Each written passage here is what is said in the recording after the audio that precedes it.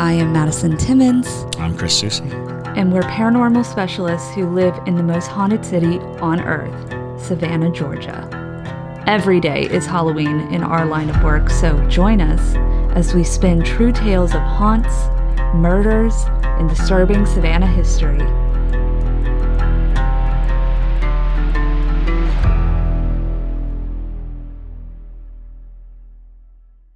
I'm Madison. I'm Chris.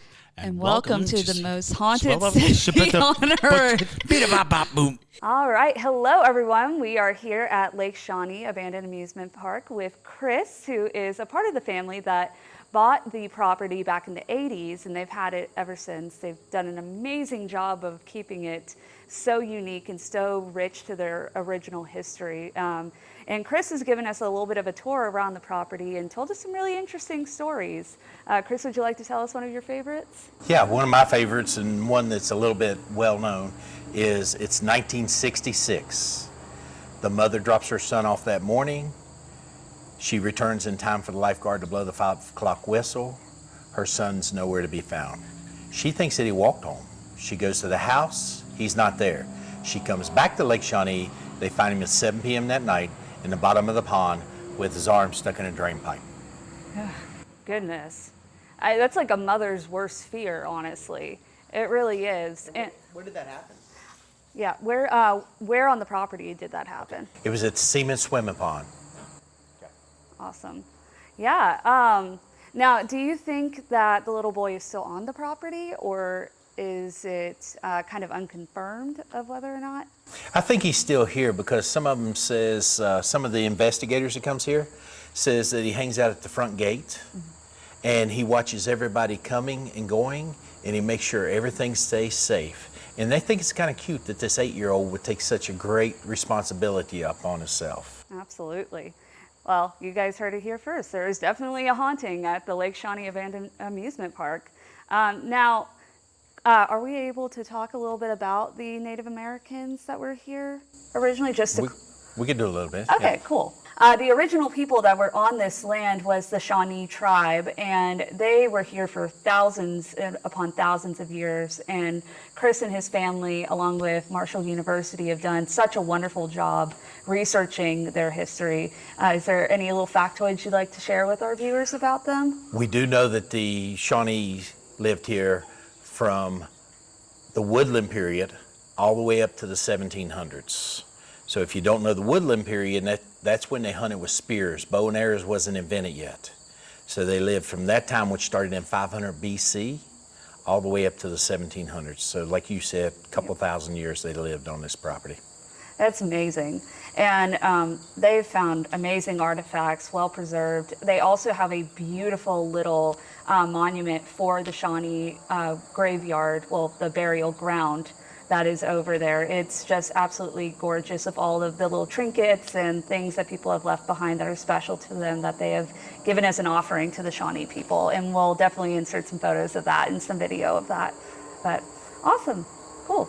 Now that we talked to Chris a little bit, we're going to take y'all around Lake Shawnee Abandoned Amusement Park. We're going to talk about the deaths that happened at the amusement park, tell a couple stories, and then we are going to head over to the Native American burial ground, which is not at the actual amusement park. Let's head over.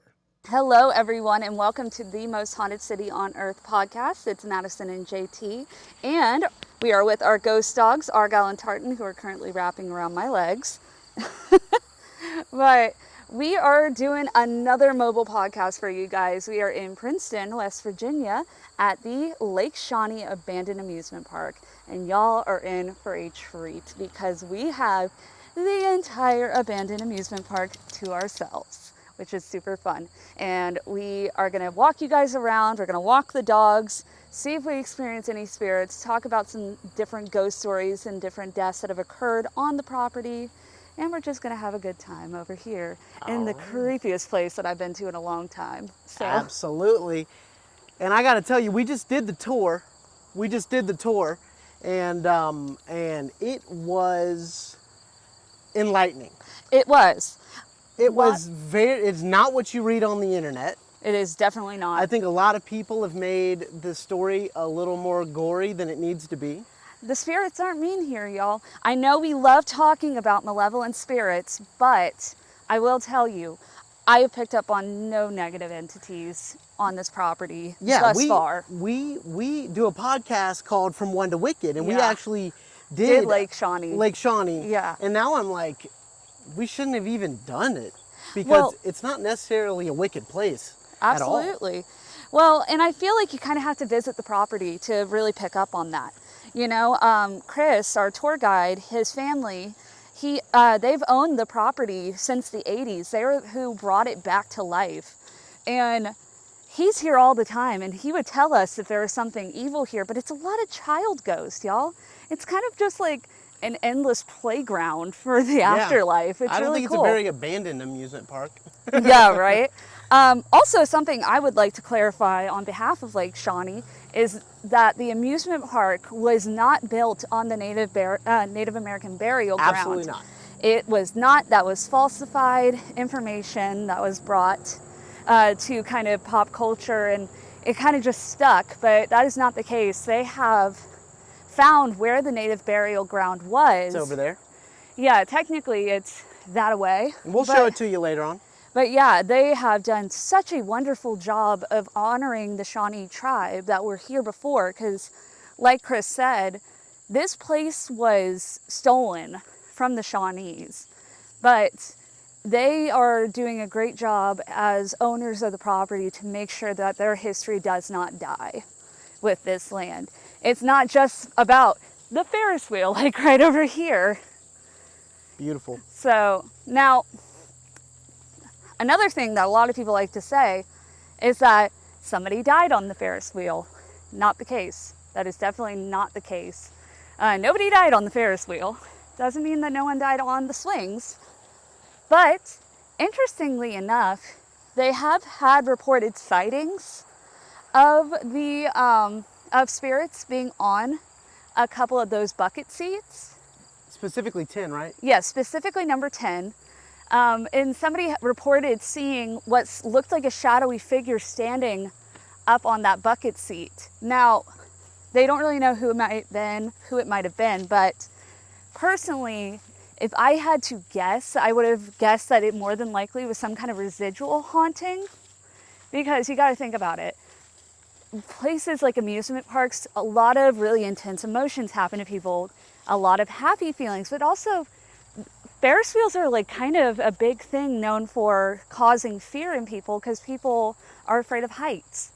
So it's quite possible somebody had a really bad fear of heights and have left kind of a residual impression upon the Ferris wheel. Absolutely. So if you want to show them, Yep. it's kind of like this vined off area. So it's kind of like this vined off little bucket seat. So you kind of have a hard time seeing the number, but that is where somebody has reported to see it. There's also some really interesting photos that if you take the tour, you will get to see of different things people have caught on the property, including a really cool photo of just a bunch of orbs that are surrounding this particular Ferris wheel. So definitely cool if you do take the tour. Yeah, all of the tour guides are like, you know, family or close to the family. They know this place extremely well. Or they worked here back Yeah. in the 60s. Or they worked So- here, yeah, for sure. So all the money that we get, we paid what, 35 a ticket? 30 a ticket. We, and- 30 a ticket, and you know, for his time, and it all goes back into the preservation of this place. Absolutely. They're all volunteers, which is really, really cool. They absolutely love this place. Chris, Yeah. the guy that took us around and told us these stories, you know, really, really, really loves this place. Now, right here is the old ticket booth. This used to be the ticket booth when they bought it in the 80s. It does look a little bit older than that nowadays from all the weather, but yeah, this is where they sold tickets when they reopened as an amusement park. And there are people who came in the 80s who still live in West Virginia, which is super cool to hear that people actually got to experience this amusement park in its heyday. Now, when it was an amusement park back in the 80s, they had different rides too, but the swing was there, and so is the Ferris wheel. And funny enough, if you listen to that episode of From One to Wicked, I talked about the strange coincidence that happened with the swing set, where the swing set got sold in the 60s, and they bought it back in the 80s, and it ended up being the same exact swing set when they checked the serial That's number. extremely cool. And Chris confirmed that for me, and he said the same thing happened with the Ferris wheel, which is super interesting. So that makes me wonder, is it like something energetically that these particular pieces of machinery exude or have an attachment to that wants to be on this land? You know, because this is a place that is famous for these two particular rides. This is what gets people coming here. So maybe there is something to it paranormally, but nonetheless, it is a really cool residual haunting. Now, you'll notice there's a bunch of toys around here. Now, this is going to be where a little girl passed away in the 60s. She actually died on this swing right here, which you can see the little toys that people have left behind for her. But oftentimes, people do see this swing moving. They've seen other swings moving even when there's no wind or anything like that. Now this swing set was over there. That's where the girl actually died, right? Okay. Yeah, we'll show kind of where the swing set originally was. When they bought it in the 80s, they redesigned the layout of the park, essentially. But yeah, there was definitely something that is left behind by the spirit that is attached to this particular ride. Now, this ride also was right next to kind of like the road in the original Lake Shawnee layout. So it's kind of something we speculated after hearing about it, if the ride didn't swing over the road. So if you didn't listen to the From One to Wicked episode where we talked about how the little girl passed away because the swing slammed into a pickup, like a truck that was backing up, and she died on impact essentially. And we wonder if there wasn't like some way to add extra thrill that the ride went over the road, because there wasn't proper regulations back then. No. Regulations were not the same, especially for such a small family-owned kind of amusement park. Absolutely. So it is an interesting little bit of information, but people have reported seeing this little girl around here. She often has been caught skipping across the field that we're in, which is super interesting. And funny enough, this little jack-o'-lantern bag, even when it's not windy, a lot of times people report seeing the jack-o'-lantern bag kind of turning in a circle, almost like she's trying to get people's attention. Yeah. He said that if it goes side to side, it's a yes. Yes. If it goes front to back, she's saying no. Well, so it's basically, it's kind of the same logics of using a pendulum. So yes, so typically if you hold your pendulum like this, if it goes like this, that's a yes. If it goes like this, that's a no. And if it goes like this, it's usually just a sign of them trying to like get your attention or things like that. But if you notice, it's not breezy at all, and it's been moving kind of like that. And even when we were taking the tour, when he would bring up certain aspects of her, that thing would go like whew, whew, whew, whew, almost like she was super excited that we were talking about her. Now, interestingly enough, there are some other reports of children passing away on the property, and it makes me wonder if they're not also playing on the swing set. And we'll go into that in a little bit, but because there have been reports of some of the other swing sets going back and forth at the same time as her swing set, it makes me wonder if, they haven't become friends in the afterlife. I mean, they were all around the same age as children. They all died on the property. It's very possible. Absolutely. But Argyle's definitely taken an interest in a lot of these toys. Our little ghost dog. Yeah. Argyle is definitely. But she's not getting to any of them or anything. No, of course not. But Argyle is definitely our more sensitive dog. But she often does pick up. Yeah, she's been looking at him for sure. Yeah. She's been looking at him for sure. Absolutely. Now, Cool. I have lots of mosquitoes, so excuse me if I swat at my face. But they do leave behind like a lot of toys, and people leave offerings for the child, and the children in general. I really wish they didn't, bring an Annabelle doll, but creepy enough. Absolutely. But yeah, so that's the famous swing, y'all. It is just so beautiful. It is so haunted feeling. Now, if you want to head over this way, we're going to go over to where the Clay family would pass away. Well, a few of the children would pass away. Now, the Clay family were the first English settlers in West Virginia. And they would live actually right here on the property, just a little bit that way. And JT will insert some footage of that. But you see, one day, a couple of the children were out. Two of them, Tabitha and Bartley, were out playing and things like that. And then Ezekiel was out with his father. But the mother was still in her home, and she was taking care of 9 kids. Not including the ones that were outside. So they had a lot of children to take care of, but she heard 2 of her children screaming in pain. And so immediately she was kind of like, okay, well, do I go out there and try to intervene? Or do I try to take my kids somewhere else and keep the rest of the children safe? So basically what she ends up doing is she goes out and she takes the rest of the 9 kids, and they start heading to the nearest neighbor's house, which was 5 miles away. Yeah, it was over that mountain, Yes. he said. Yep, right Yep. over down this way. And right over here is going to be where the monument is. So we can talk about this kind of over here. But yes, so Tabitha and Bartley would end up getting murdered on the property.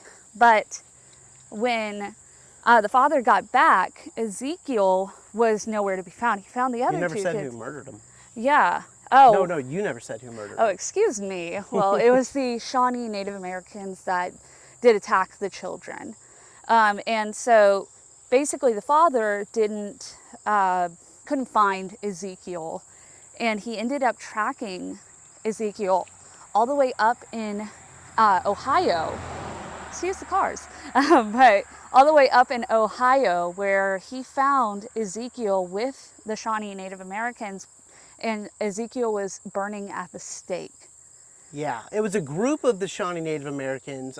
Chris told us that it wasn't like anything like the whole tribe. It was just a group of them from that tribe. I guess they were just a bad group, and they took him up to Chillicothe, right? Yeah. Yep. And so when the chief of the Shawnee Native Americans heard about this, he actually loaned the father a horse so that he could take Ezekiel's body back to right here in Princeton, so that he could bury his son with the other 2 children. And that gravesite is still here on the property to this day.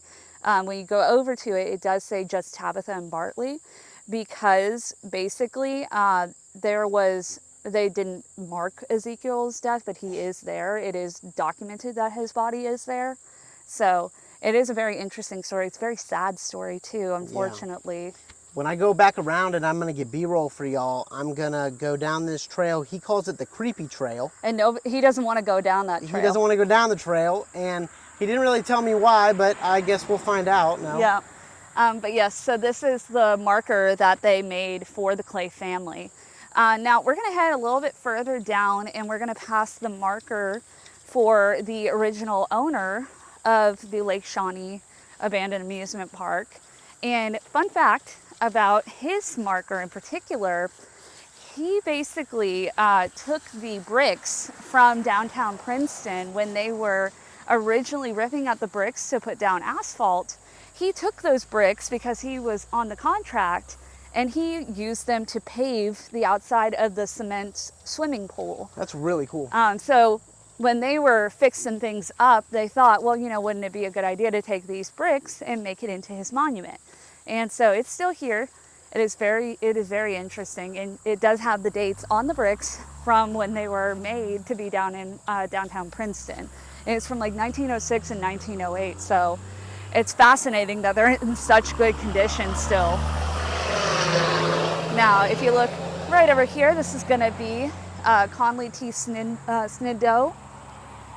This is going to be his monument. It's just, it is a brick pyramid. It says Peebles Block, 1908, Portsmouth, Oregon. Yep, and they were built in 1908 and 1906, which is super fascinating. And they built the monument in 1986, so that would have been Chris's family who built this for him.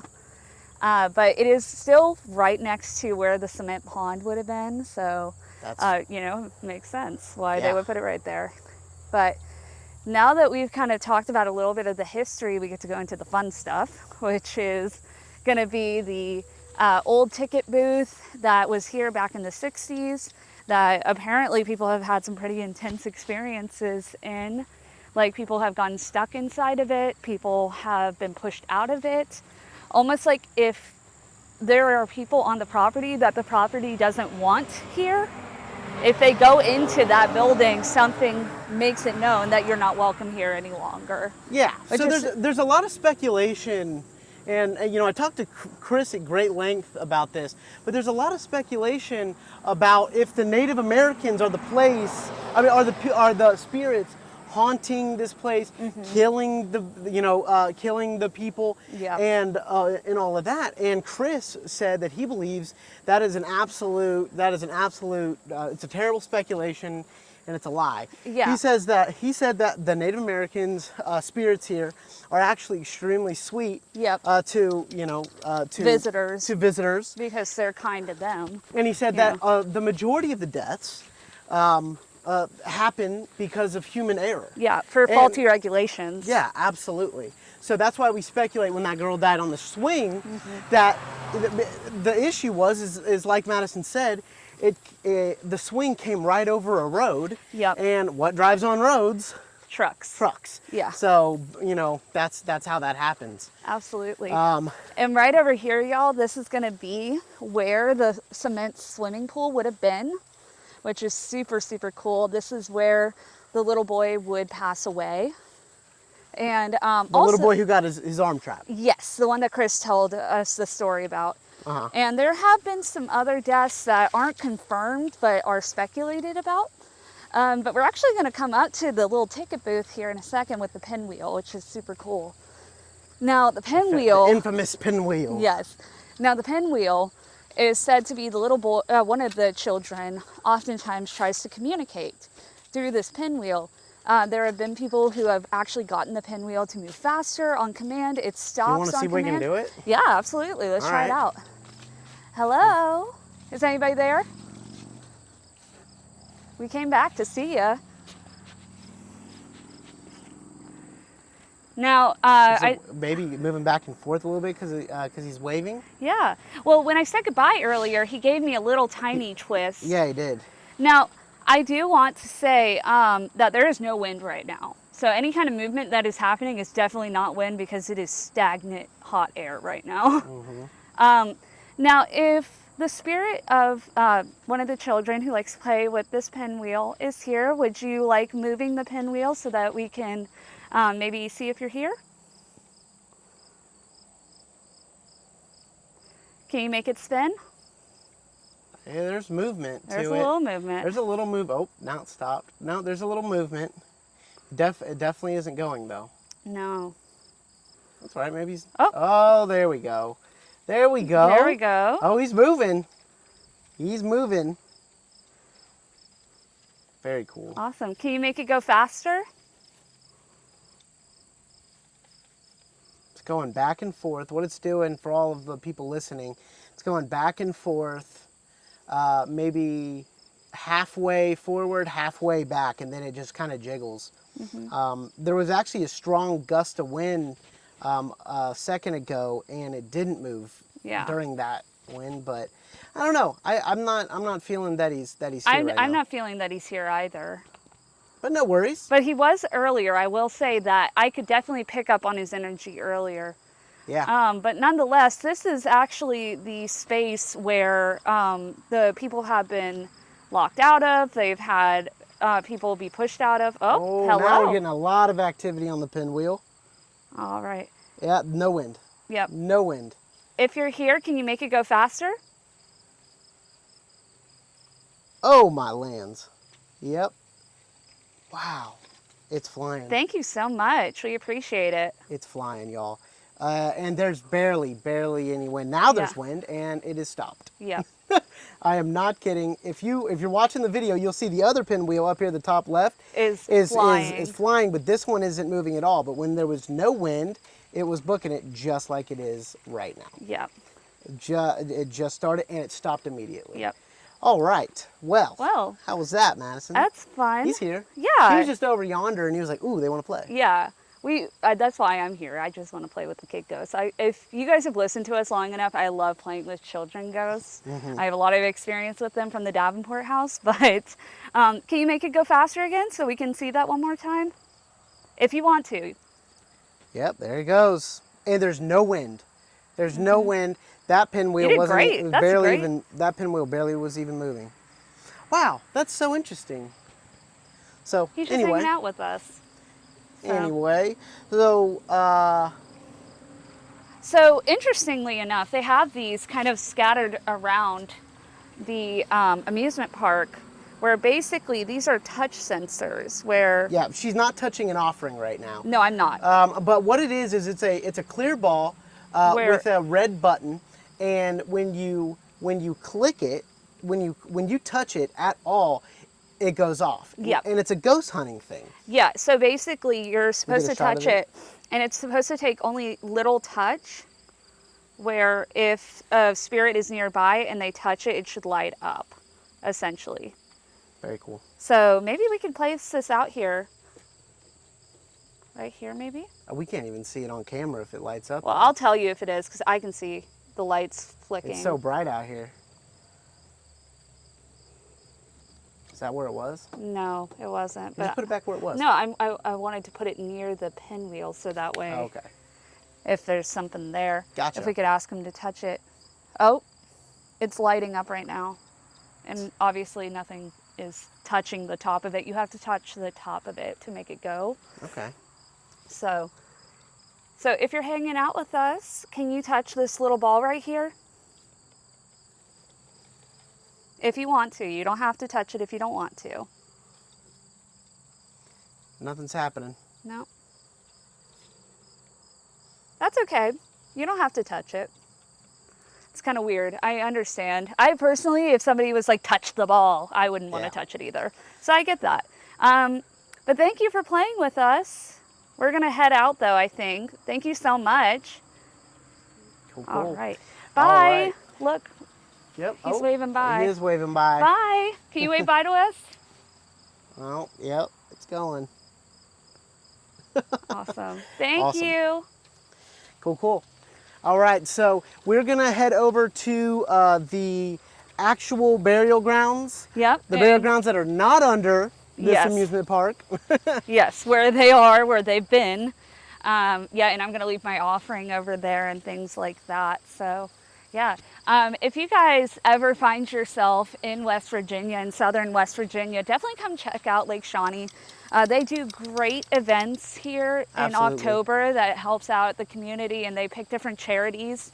They also do charity events like fishing out in the lake and stuff like that. So definitely check that out if you're ever in this region, or just come take a tour. Yeah, It's so much fun. yeah. Come take a tour with Chris. He was awesome. He was. He was really, really great.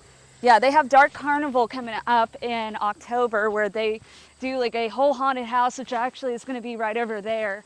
There's been a couple sightings in this bus.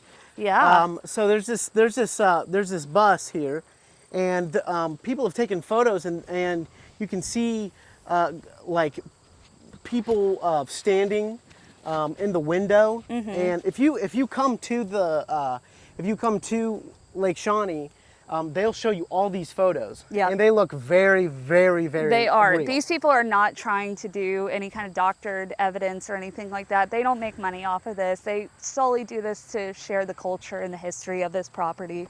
Absolutely. So- It's beautiful property too. Absolutely. So yep, definitely yep. come check it out if you ever are in the area. All right, let's head over to the burial grounds. Also, check us out on Patreon if you haven't already. Absolutely. Alrighty. I'd like to take a moment to thank the patrons that made this video possible. Thank you for all of our new patrons, Bad Little Goth, Lauren, Chastity Wynn, and Penny Boyce. We really, really, really appreciate all of your support. Now, let's head over to the Indian Burial Ground Monument of Lake Shawnee. So right behind where the monument is, this is going to be where Marshall University and the family who owns Lake Shawnee Abandoned Amusement Park found the bodies of different Shawnee tribe members. And so when they were excavating, they found like a 14-year-old girl who had a baby with her. They found different ages of bodies. They found a chief and things like that. And so since they realized that this was a burial ground, they decided to mark it with a little bit of a monument, and they placed it right here so that guests who come, they do recommend that you bring an offering of some sort for them. I, of course, always bring an offering with me. I usually tend to give coins to spirits at their grave sites or at their monuments to honor them. So this is me leaving my quarters with the rest of the people who have left some offerings.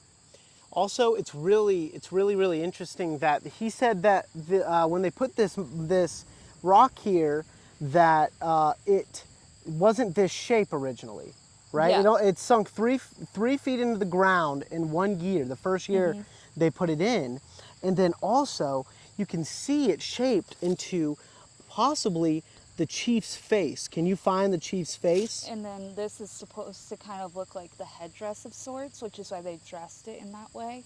Absolutely. But yeah, people have left crystals. People have left a lock that was to honor like a past relative.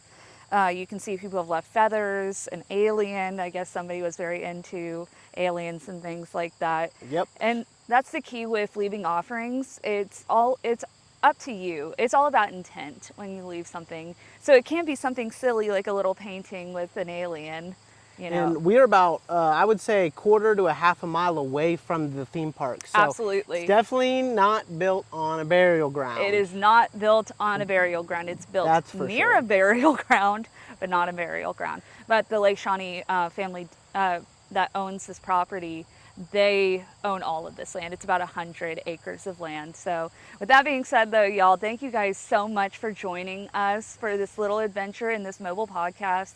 If you want to see us go anywhere else in the U.S., please leave a comment with where you would like to see us to go, because we have had a blast doing these mobile podcasts here in West Virginia. But we are so appreciative of you guys. If you want to see more behind the scenes content or get this type of video earlier, join us on Patreon. Consider becoming a patron. You can find us at patreon.com/Savannah Underground. Also follow us on TikTok at The Savannah Underground and on Instagram at Savannah Underground. Awesome. Well, my name is Madison Timmons. And I'm JT Timmons. And stay spooky, y'all.